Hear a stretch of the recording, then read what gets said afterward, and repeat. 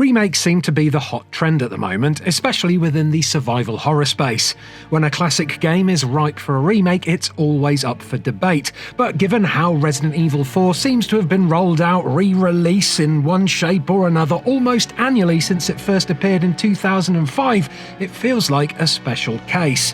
There was a Waggle-enhanced Wii version, a 7MB version for the Zeebo, HD versions for the Xbox 360 and PS3, mobile versions for Android and iOS, and VR versions for Oculus Quest. By this point, Capcom's iconic survival horror feels as ubiquitous as Skyrim.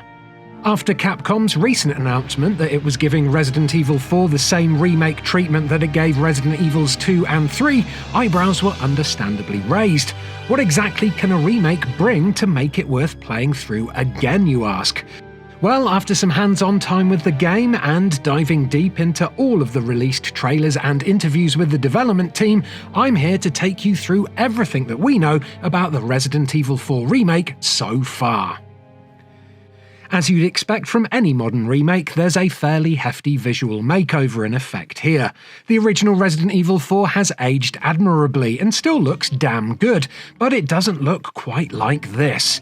In keeping with other games that have excellently employed Capcom's RE engine, this is a gorgeous game, with moody lighting and an incredible wetness to the gore. There are some truly disturbing sights here, from fresh corpses of recently ripped apart rabbits to the enhanced horror of seeing a villager tied to the stake in astounding new detail. With these updated graphics, the feeling of isolation and eeriness from the original game is enhanced even more. The opening sequence, approaching a small wooden shack in the woods, perhaps best exemplifies this. The woods are now thick, dark and oppressive, and altogether much creepier. Perhaps most importantly, there's an extra floppiness to Leon's curtains, and an extra fluffiness to the collar of his famous jacket. A jacket so famous that it's appearing with permission from Shot NYC, where you can buy it for upwards of $1,500. Perhaps a small price to pay to emulate the style of Mr. Kennedy. The other characters have received updates too. Ashley Graham, President's daughter and reason for Leon's rescue mission, has been aged up and given a more modern style, seemingly now less of a damsel in distress. Ada Wong is wearing a wool dress in place of her classic Chong-som, and the villainous Salazar has retained his gothic 18th century European styling, but with less comic book villain vibes this time around.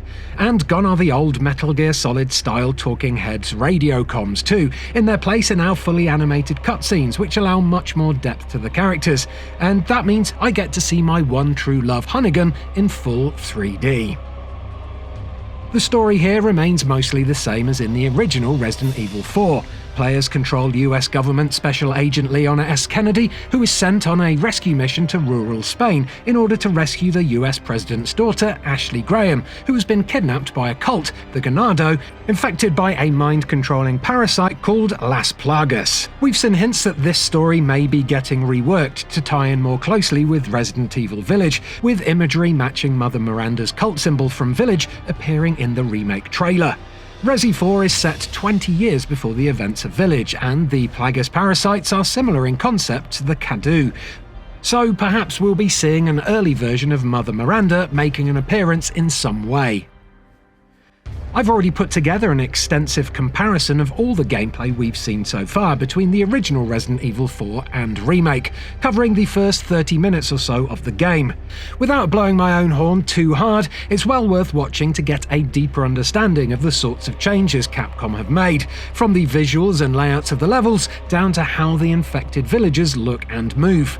So much more is possible with the enemies in the remake. Chainsaw Man will now blindly attack through the other villagers, often taking them out for you, and can now also be coaxed to destroy elements within the environment, often opening up new parts of the level.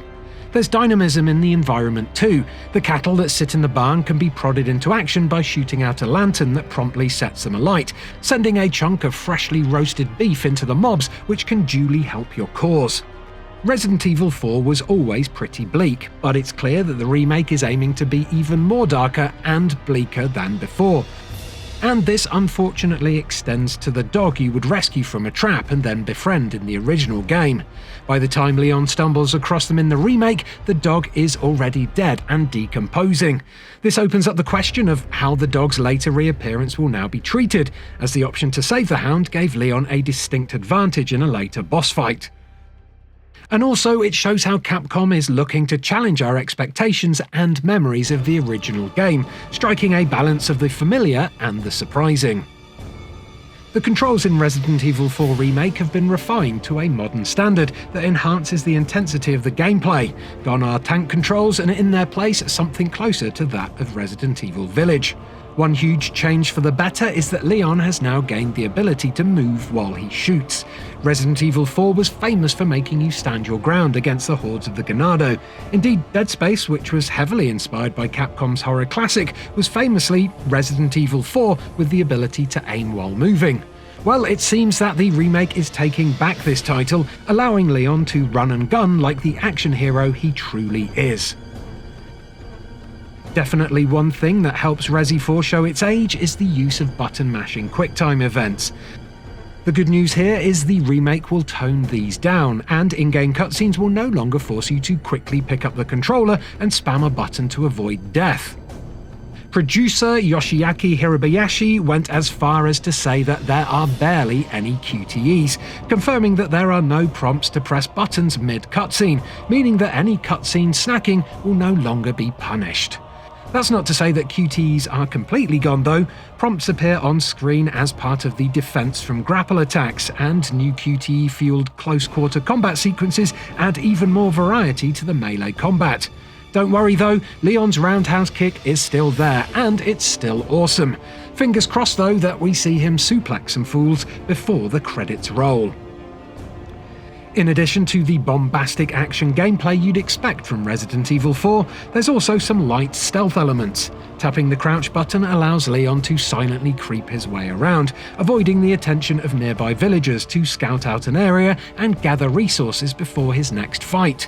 Slink up behind an unsuspecting local and you can do a stealth takedown, enabled by Leon's knife, that can be handily plunged into their necks, taking them down quickly and quietly without raising the attention of the other locals.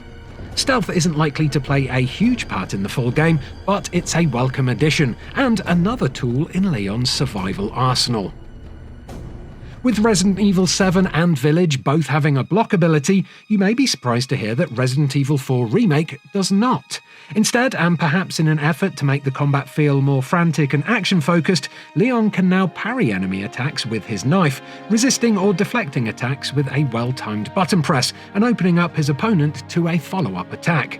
It seems like there's very little limitation on what can be parried, with Leon even being able to take on the full power of the Chainsaw Man's chainsaw, deflecting the attack and shutting down the weapon for a few seconds, allowing Leon time to escape. The knife holds a special place in the hearts of most players of the original Resident Evil 4, a constant companion that you could trust to dispatch downed enemies, and it was always there for you after your favourite gun ran dry. I have some good news and some bad news for knife fans coming into the Resi 4 Remake. The good news is that it's even more useful than ever. In addition to being used to parry incoming attacks, you can also use it in stealth takedowns and to defend from grapple attacks, stabbing at your enemies and allowing you to free yourself. The bad news is that the knife now has some form of durability attached to it. Far from the most popular mechanic in games, sure, but understandable in this instance, to ensure you're not overly reliant on it. It's not entirely clear how you restore durability to the weapon from what we played, though with the inclusion of a newly streamlined crafting system, perhaps you'll be able to hone it as you go. Or maybe Resident Evil 4's infamous merchant has a way to sharpen it once you finally encounter him. And speaking of the merchant, the new trade mechanic will give players the option to exchange gems they've found on their travels for special items. One memorable part of Resident Evil 4 was the briefcase inventory system. Tetrising all your items in and managing your ammo well was part of the game's charm, as was agonising over what to keep and what to throw away. Fortunately, this is here to stay in the remake, and in addition to the large, medium and small briefcases, there are a few customization options to add style to your bag, such as charms you can attach and different briefcase colours, both of which will give Leon slight bonuses. For example, the pre-order bonus gold briefcase slightly increases the amount of cash dropped by enemies. Of course, there was no way I'd get through this video without a quick mention of VR, though how it's going to play into the remake is yet to be seen. All we really know about the PSVR 2 version at this point is that it's currently in development, thanks to a little teaser image at the end of Sony's State of Play reveal trailer. Interestingly, every version of the Resident Evil 4 remake trailer that has released since that has had that statement scrubbed from it completely, so who knows what the hell is going on with it. I'm hoping for the full game in VR, but it could just as easily be some bonus side content. Only time will tell.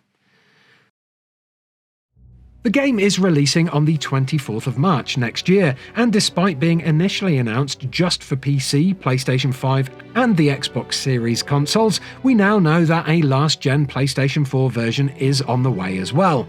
This can be freely upgraded to the PS5 version once you've taken the plunge on the hardware. As of yet, nothing's been announced for the Xbox One though, and no comment has been made on why Capcom has only selected the PS4, though Sony's previous console does enjoy a sizable install base in the company's home of Japan, unlike the Xbox One. So that's everything we know about the Resident Evil 4 remake. Have you spotted something that we've missed? Will you be picking up the remake? Or is this one version of Resi 4 too many? Let us know in the comments below. As always, please do give this video a like if you've enjoyed it, subscribe to Eurogamer for almost daily videos about video games, and of course, thank you so much for watching. Now, I'm off to start a playthrough of every single version of Resident Evil 4 before the remake comes out. So, does anyone out there have a Zeebo I can borrow? Goodbye!